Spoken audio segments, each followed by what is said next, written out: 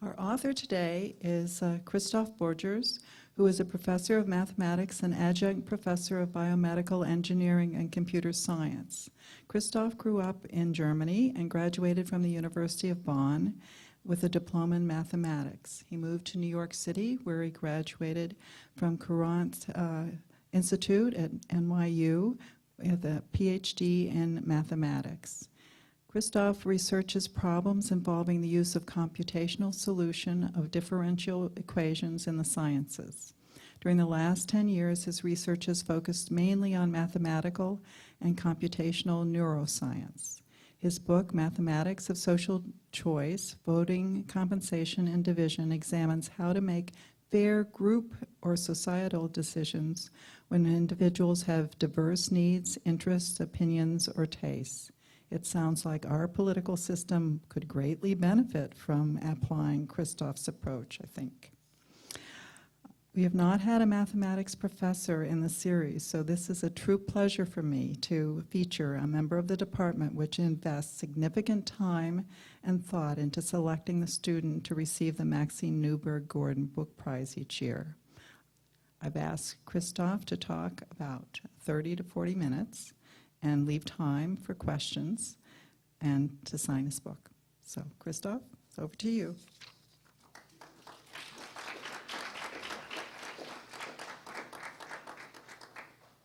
So we need a Beatpath, right here.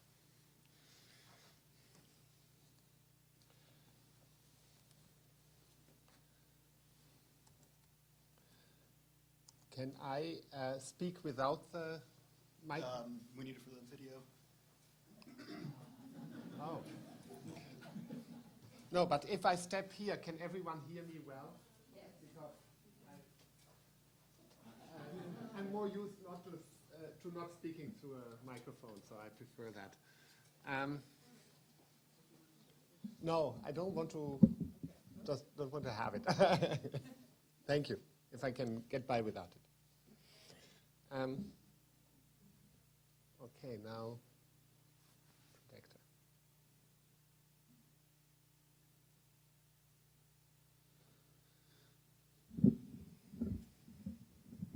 Okay.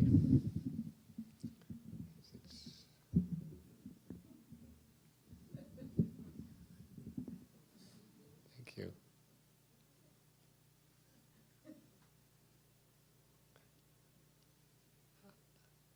Will it become more visible after a while when it warms up? Yeah, right. Yeah, it's already getting better. Oh, that's great. Thank you. Okay, so thank you very much for inviting me to give this lecture. It's a real honor to be invited to do this, and it's a real pleasure to me. I hope it'll be a pleasure to you, but it is a pleasure to me. And so that's the title of the title page of the book, and I just wanted to mention this ballot box that you see on the front of the book. I found that's a picture that I found on the internet. It's from the Chicago History Museum, and Siam, the publisher of the book, got permission from them to put it there. I want to read, you probably can't see it, but I want to read what it says on the ballot box. It says ballot box precinct 22, I think, if I see it right. And then it says, do you approve of extending suffrage to women? So that was the issue that was being voted on in Chicago. A few things about how this book project came about and what it is. It's my notes for a course that we teach in the mathematics department. It's called Mathematics 9, Mathematics of Social Choice. I wrote notes over the years. I was teaching it for several years, and I wrote notes while doing that, and those notes eventually I sent to Siam, and they published it as a book. I would like to mention that the book was created by our wonderful colleague Marty Gudeman, who passed away in 2004 at a much young age. He created this course, and he created another course called Symmetry for undergraduate students, liberal arts majors, who don't have very much background in mathematics and most of the time take the course because they are required to take 2 mathematics courses to graduate from Tufts. So as a result, most of our students in Mathematics 9 are senior year students who have just remembered that they still have to take a mathematics course. That's the intended audience. So as I wrote there, they take mathematics because we force them to, and that sounds a little horrible, but I think many of them have enjoyed this material in the past, and I certainly do. I hope you will. The book has more to do with Marty Gudeman. I don't actually know how he taught Math 9. I never saw the notes that he used. But I did see the notes that he used for the other course that he created for the same audience, the symmetry course. And I tried to emulate his approach. His approach was to teach a course that was elementary, because that was necessary for the audience, but at the same time to make it rigorous mathematics with theorems and proofs. And so even though the book most likely is very different from what Marty did in Math 9, I think the spirit is probably quite close. This is my excuse for writing yet another elementary book on social choice theory. There are a number of books like that. When I looked for a book to teach Math 9 out of, I did not find an existing book that was at the same time sufficiently elementary and sufficiently mathematical to my taste, sufficiently rigorous. So that's the combination. So I have to begin with 2 disclaimers. One is I am not an expert in social choice theory. Social choice theory is a field of mathematical research that's active and complex and interesting. And in fact, I have a brother who is an economics professor who is an expert in this field. So when he saw the published book, he said, I thought I was the one in the family who was supposed to write a book on this topic. So, the other disclaimer that I have to make is I will state 2 or 3 mathematical theorems in this talk.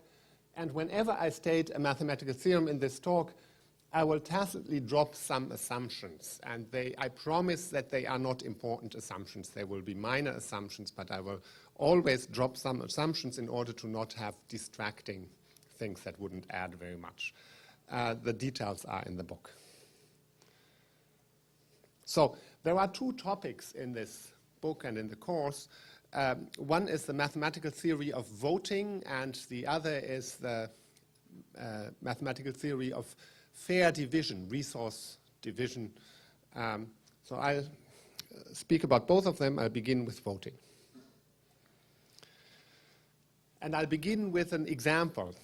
So voting need not mean political voting. In this example, it means choosing a restaurant. Suppose that 7 people want to eat out together, and they have 3 choices of restaurants, and the restaurants are called A, B, and C, and they vote.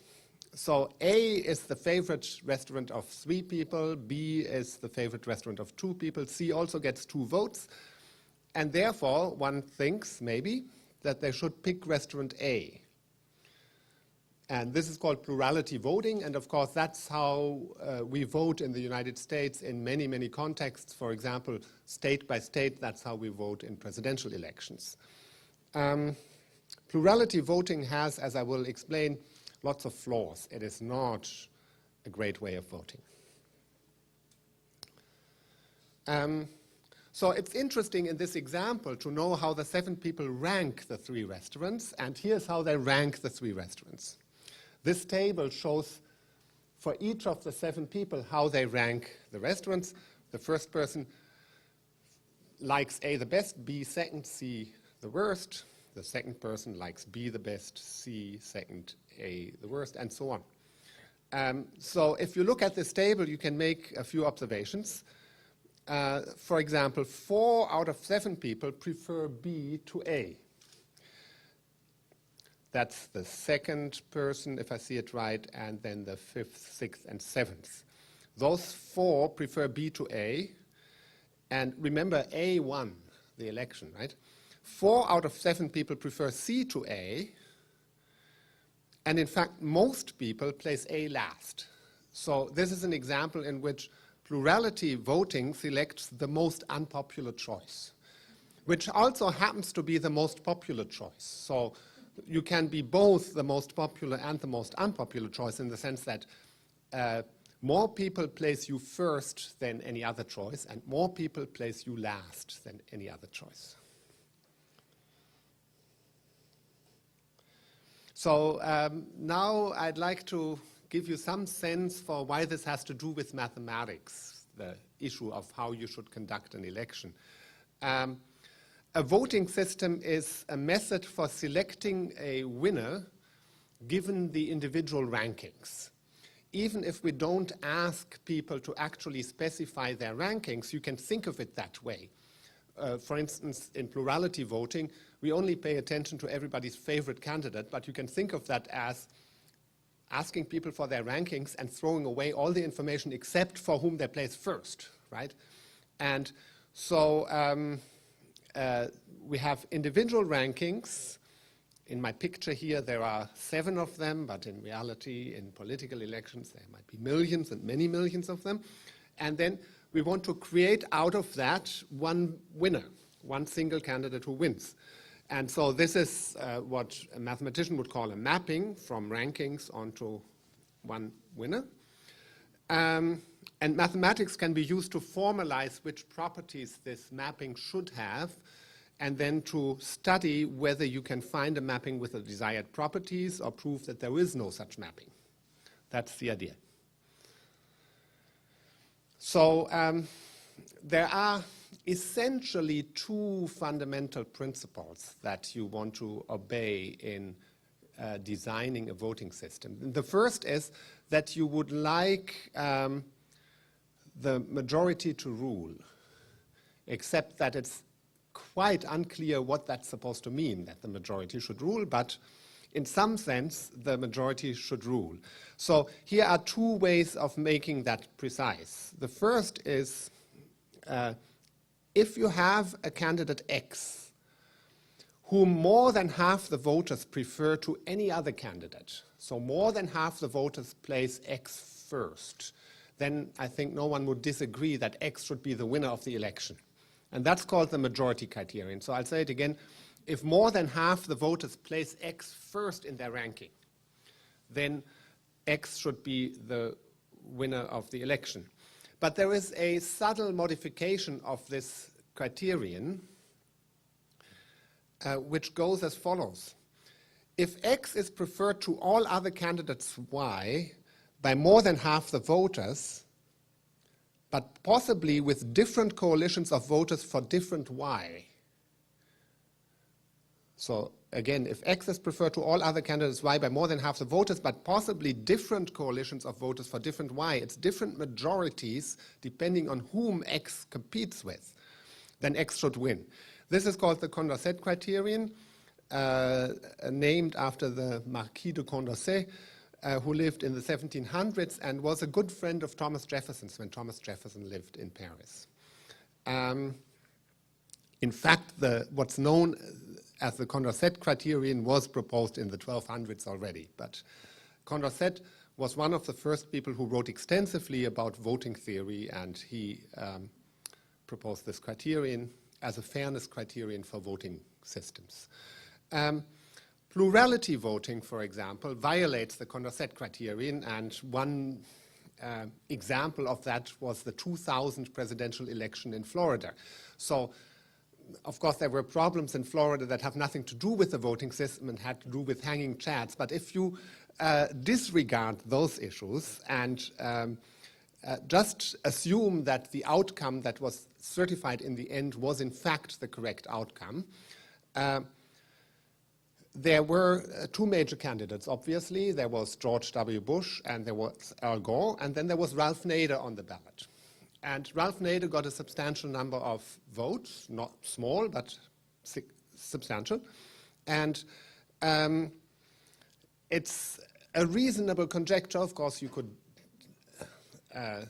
ask whether that's really true, and it's not clear, but it's a reasonable guess that if Gore and Bush had been on the ballot by themselves, without anyone else, then Gore would have beaten Bush, because then the people who voted for Nader might have voted for Gore more than for Bush. More of them might have voted for Gore than for Bush. That would have been sufficient to make Al Gore president in 2000.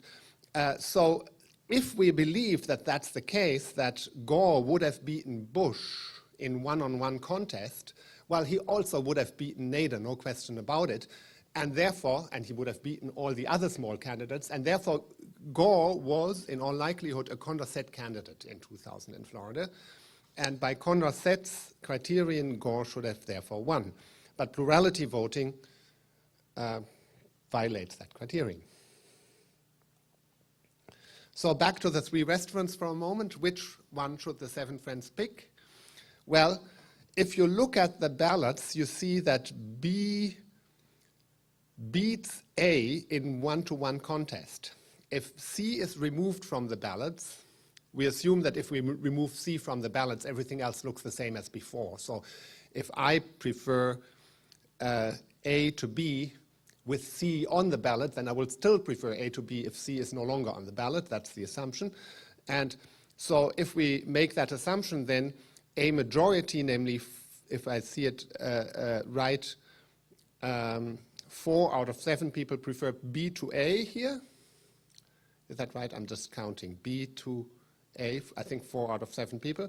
And also 4 out of 7 people prefer B to C. I'm counting, yes, that's right. 4 out of 7 people prefer B to C. So according to Nicolas de Condorcet, B should win. B should be the restaurant that they go to. I find it an interesting question why people don't seem to care very much about this point. So we use a voting system that quite arguably disregards the will of the majority in some very concrete sense in many cases. And it's curious to wonder why people don't particularly seem to find that bothersome. In a country with a great democratic tradition, one would think that people would find that bothersome. Here's a quote that I found from in the journal Public Choice, from an article in the journal Public Choice, which I found interesting. In this article, the authors examined the question whether Thomas Jefferson, who was friends with Condorcet and Madison, had actually read the social choice writings of Condorcet. And they came to the conclusion that almost certainly they had not. They had not understood the social choice writings of Condorcet, which to me suggests that Jefferson did not consider this important, because Jefferson was, of course, quite mathematically inclined, and so he surely could have read and absorbed this if he had wanted to, so he must have not considered it particularly important. So that's the first fundamental principle, the rule of the majority. There are refinements of the Condorcet criterion, but I'm not going to describe that now. There is a second fundamental principle in designing a voting method, which is that dishonesty should not pay. So I'll tell you what I mean by that. That you would want dishonesty not to pay, ever. So in order to understand what I mean by that, go back to the Florida 2000 election. As I mentioned, if some of the Nader voters had dishonestly placed Gore first instead of Nader, then Gore would have been president. And it's a reasonable guess that those Nader voters would have preferred Gore to Bush. So they would have accomplished something that they liked by dishonestly voting for Gore rather than for Nader. So that illustrates that under the plurality system, dishonesty can, in fact, pay. One says that plurality voting is not strategy-proof. So a voting system is called strategy-proof if this sort of thing is never possible. No block of voters can ever achieve something that they want to achieve by casting dishonest ballots. Now, here's one of the most astonishing theorems, I think, in this subject. if you want majority rule, you must accept that dishonesty will sometimes pay. It is impossible to prevent that. So the theorem says this. It's called the Gibbard-Satterthwaite theorem, and it says, when there are more than 2 candidates, the only voting system that is strategy-proof is dictatorship. So dictatorship, of course, is strategy-proof because no block of voters can achieve anything that they want by dishonestly voting, because no block of voters can achieve anything, period. So, this dictatorship is obviously a counterexample, but the theorem says the only voting system that is strategy-proof is dictatorship. This was proved independently by 2 people, Gibbard and Satterthwaite. It's closely related to the famous theorem called Arrow's theorem, the dictatorship theorem by Kenneth Arrow, which was proved in 1951 in Arrow's PhD thesis. And it also ends with the only possibility is dictatorship. But it is about ranking candidates rather than about selecting a winner. It's very closely related to the Gibbard-Satterthwaite theorem. In fact, the proofs are almost identical. If you put the proofs next to each other, they're almost identical.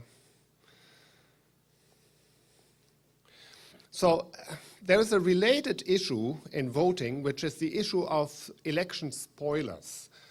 So by this, I mean the following. Once more back to Florida in 2000. Nader was probably an election spoiler in Florida in 2000, meaning he lost, but he altered the outcome of the presidential election. I, thanks to Wikipedia, found a number of examples of spoilers in US presidential elections. And one thing that I found sort of amusing about this table is that the spoiler effect seems to alternate between the Democrats and the other party. The winner is a Democrat, and then the winner is not a Democrat, and then the winner is and so the other party is now the Republican Party, but it used to be the Whig Party when this table starts. Spoilers and strategizing are closely related issues, which you can see, for example, by noticing that the voters will have an incentive to strategize, in particular when there is a potential spoiler in the field. So these are very closely related issues. You can easily see that democracy must live with the possibility of strong spoilers, just the way democracy must live with the possibility of successful dishonest voting. But there is a sense in which you can rule out weak candidates who have a spoiler effect. So the Nader effect in Florida could actually be ruled out by designing the voting system better. So there are voting systems that satisfy Condorcet's criterion and rule out weak spoilers, as I just mentioned, and have many other desirable properties. And one of them that I particularly like is called the Beatpath method. In the Beatpath method, each voter ranks all candidates, and then there is a fairly complicated calculation, and I'm not just telling you on this slide what it is, which determines the election outcome. Of course, the fact that there is a fairly complicated calculation is perhaps a problem with using this in practice. The calculation is done for you by the Cornell University Condorcet Internet Voting Service, as Boris Hasselblad discovered. So since Boris discovered this webpage, in the mathematics department, we have been doing elections using this webpage. So it implements a method that I like very much, which is the Beatpath method. Depending on what time it is now, I could or could not show you how the Beatpath method works. It's actually not that complicated, but let me show it to you quickly. So here's how it works. Suppose you have 12 voters and 4 candidates, and the election outcome is like this. 4 voters have the particular ordering A, B, D, C, 3 voters have the ordering B, C, D, A, and 5 voters have the ordering C, A, D, B. What you do is you make 4 dots on the page, one for each candidate. And then you connect the dots with arrows. And the arrows that you see there mean the following. So, for example, look at the arrow between A and D. There's an arrow from A to D, and there is a 6 next to it. The 6 means that if A and D were running and no one else were on the ballot, then A would beat D. That's why there is an arrow from A to D. And the margin of victory would be 6. Because if you look at it, there are a total of 9 voters who place A over D and 3 voters who place D over A. That's why the margin of victory would be 6, 9 minus 3. You do this for every pair of candidates, and you get this picture, which we call the pairwise comparison graph. And then you play the following game. Here's in the left upper corner the pairwise comparison graph. Notice that A beats D by a margin of 6, as I just pointed out. We say that, actually, let me back off. So A beats D by a margin of 6. And there is no question that A is a stronger candidate than D because D doesn't beat anybody, right? So therefore, we eliminate D. We say D is not a winner. We cross D's name out in the diagram. But then we look at A, and notice that C beats A by a margin of 4. That's the red arrow in the left lower corner, this arrow here. C beats A by a margin of 4. But in some sense, A beats C also. And in what sense is that the case? Well, A beats B and B beats C. So you think that A sort of beats C as well, right? So we call this sort of thing a beat path from A to C. There is a beat path from A to C, but the strength of the chain is the strength of the weakest link. The weakest link is of strength 2. So we say this is a beat path of strength 2. A beats C with a beat path of strength 2, and C beats A with a beat path of strength 4. So A cannot counter the beat path from C to A. A does not have a matching beat path. Therefore, we say A doesn't win. Now, we cross out A. Notice that we just cross out A. A will stay in the game for the purposes of possibly eliminating other candidates. But A stays in the diagram, but we cross out A's names. A is not the winner. But then we notice that A beats B by a margin of 6. And B has a beat path against A. So B in some sense beats A, namely B beats C and C beats A. But that beat path has strength 2. It's the weakest link. 2 and 4, the weaker one is 2. So B can't counter the beat path from A to B with a beat path from B to A that's of equal or higher strength. And therefore, B is not the winner either. C wins. So you might ask whether someone is always left standing in this game. And the answer is yes, there's always someone left standing. In some cases, there might be 2 or 3 people left standing, then that's a tie. For a large number of voters, that's exceedingly unlikely to have a tie. So, disqualifying beat paths can be indirect. So here's one more picture. I just show you the pairwise comparison graph. This is a different graph than the previous on the previous page. So here you have a beat path from C to A.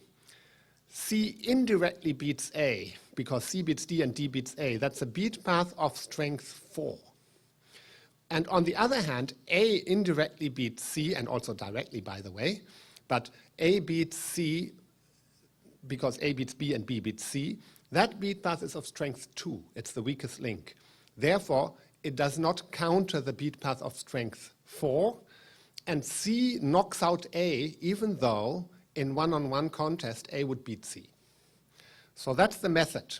Here the conclusion is that A is not a winner, and you have to keep playing the game in order to find out who is the winner. That's the method, and this method has lots of beautiful properties. So that's explained in the book. It is in particular Condorcet fair, so it satisfies the Condorcet criterion. It does not allow weak spoilers, and it has lots of other desirable properties. So And it's implemented by that Cornell University webpage. That's the best thing about it.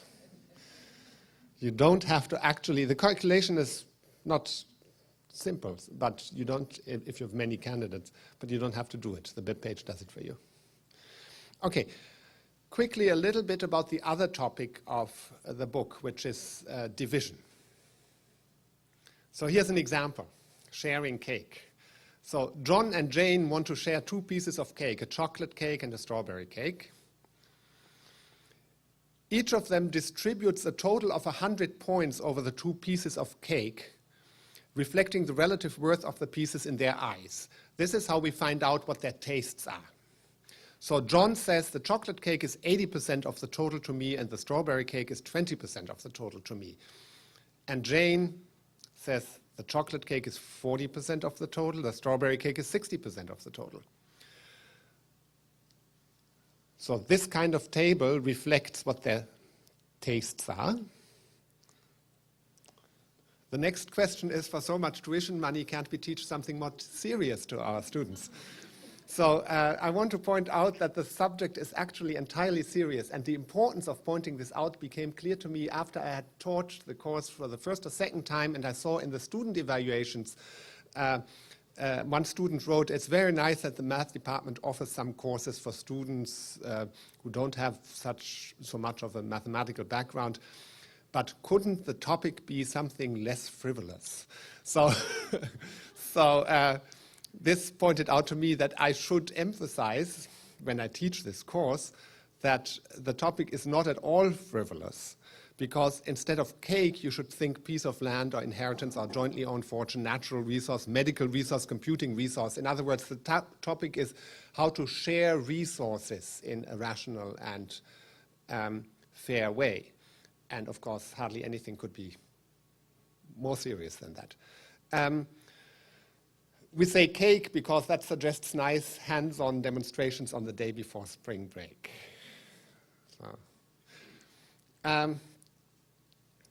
So back to John and Jane and their cake. That was the table that reflects how they value cake. The obvious thing to do then would be to give John the chocolate cake, which John likes very much, and Jane the strawberry cake, which Jane likes very much. And when you do that, there will be no envy, because John thinks that he got 80% and Jane got 20%, and Jane thinks she got 60% and he got 40%. So there will be no envy. It's envy-free. It's also something called Pareto optimal. Pareto optimal means the following thing. You couldn't make an alternative decision that would please both more. So you couldn't do it in an alternative way so that both people would be more pleased. In this example, that's completely obvious. In general, that's a very subtle property of divisions.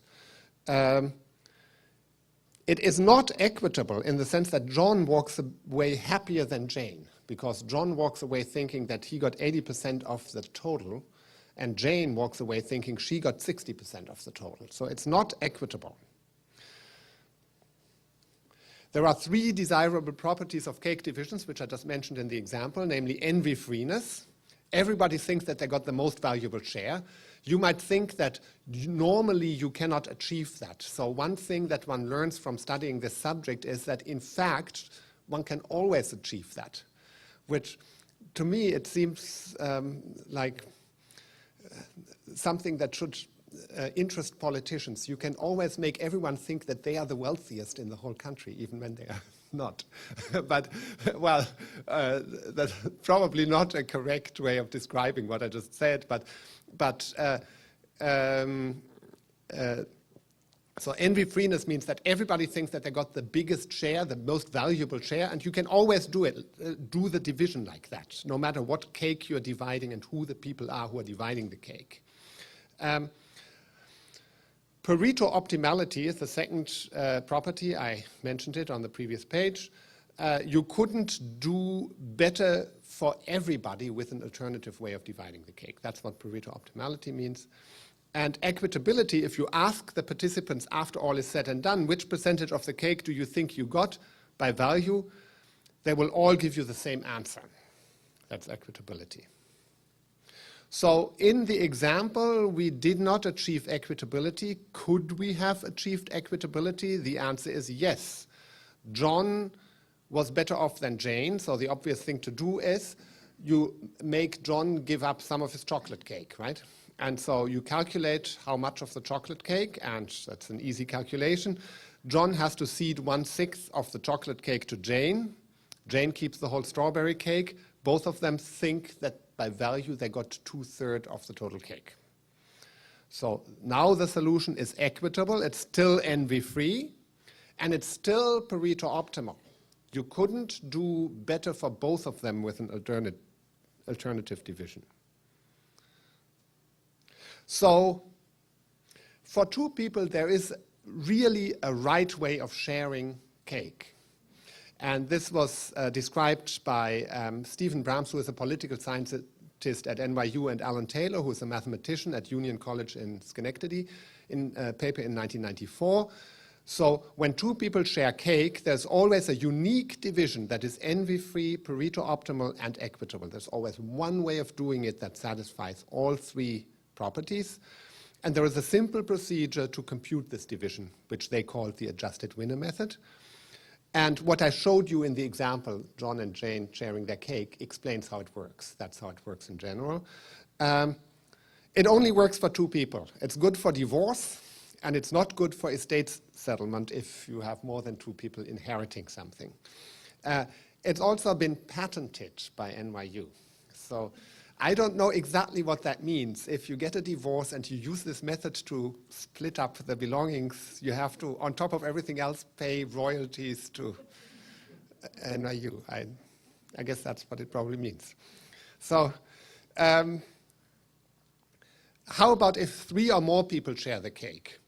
An interesting result here is that you cannot guarantee envy-freeness, Pareto optimality, and equitability, all three of them together. You cannot. There are examples where you can't achieve all three. However, if one drops one of the three requirements, one can preserve the other two. So one has to sacrifice one in general, but only one. Which to drop, of course, is a philosophical and not a mathematical question. But I would say that to drop Pareto optimality would be entirely unreasonable, because that would mean that you live with the fact that there is an alternative thing to do that would please everybody more, right? If you can please everybody more, why wouldn't you? So therefore, I would say you don't drop Pareto optimality, and therefore you preserve Pareto optimality plus envy-freeness, or Pareto optimality plus equitability. You have to think about whether envy is more important to you or equitability. And now here is an interesting result, not hard to prove, but interesting result. If you have a division of a cake among any number of people, then the following two statements are equivalent to each other. The division is Pareto optimal and equitable, or that's the first statement. The second statement is among all divisions, the division D that you're talking about is the one that maximizes the minimal share. So the person who is the worst off is as well off as you can make that worst off person be. So that appears in a paper by Stephen Wilson, who is a mathematician at Iowa State University. It actually appears in an unpublished preprint of his, but I asked him for permission to include that in my book, and he gave me that permission. So what that says is that if you do away with envy-freeness and you insist on Pareto optimality and equitability, you get for free another nice property, which is that the ones who are worst off are as well off as they can be. And in fact, since it's an equitable division, everyone is equally well off under that division. So a nice feature of this result is that it turns the problem of computing Pareto optimal and equitable divisions into an optimization problem, because now you're trying to maximize something. It's the minimal share that you're trying to maximize. Turns out that that's a kind of optimization problem that you can solve using standard algorithms and standard software, namely the simplex method. It's a linear programming problem, and the simplex method, for which there's software, can be used to solve this problem. So here is one more example. Now it's John and Jane and their son, because I want to look at an example where there are 3 people sharing the cake, John and Jane and John Jr., and their valuations are given in this table. So again, these are the percentages that the chocolate, strawberry, and rhubarb cake are worth to them. I always use the example of rhubarb cake, and then I discovered in my class that about 1/3 of my students have no idea what rhubarb even is, which I think that the single most important thing that they learn all semester is that rhubarb is a delicious thing to try to eat. So, but anyway, so here in this case, it turns out, and you can't see this right away, that the only Pareto optimal and equitable thing to do is to give the chocolate piece to John, the strawberry piece to Jane, and the rhubarb piece to John Jr.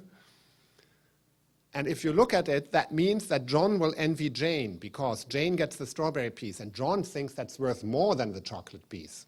Jane does not agree, but John thinks that it's worth more than the chocolate piece. So John will envy Jane, and it's unavoidable. This is an example that illustrates that you cannot get Pareto optimality, equitability, and envy-freeness. Again, this is not something you can see right away from this table. At least I can't. I had to stare at this for a long time before I convinced myself that this is in fact the only Pareto optimal equitable solution. So note that each gets more than 1/3, even though we did not insist on envy-freeness and not even on fairness. Fairness means that each of the n people sharing the cake gets at least 1 nth in their eyes. We did not insist that everybody's share was at least 1/3 of the cake, but it came out that way, and you can show that Pareto optimality and equitability taken together always imply fairness. So that was not an accident. You do get fairness always when you do this. So here's the last page, the summary. I talked about 2 things. One was voting, one was dividing resources. About voting, I said plurality voting is a highly problematic method. There are much better voting systems which respect majority rule much more strictly, which also rule out, unlike plurality voting, the worst kind of election spoilers. And a nice example is the Beatpath method. It's a complicated example, but it's a complicated method, but it's a nice method. And second, an appealing way of dividing resources is to maximize the minimal share, to maximize the share of the person who gets the least in their eyes, using optimization software. This automatically yields Pareto optimality, equitability, and fairness. And even envy-freeness when only 2 people are involved, but when more than 2 people are involved, you cannot guarantee all 3 properties together. Thank you very much for listening.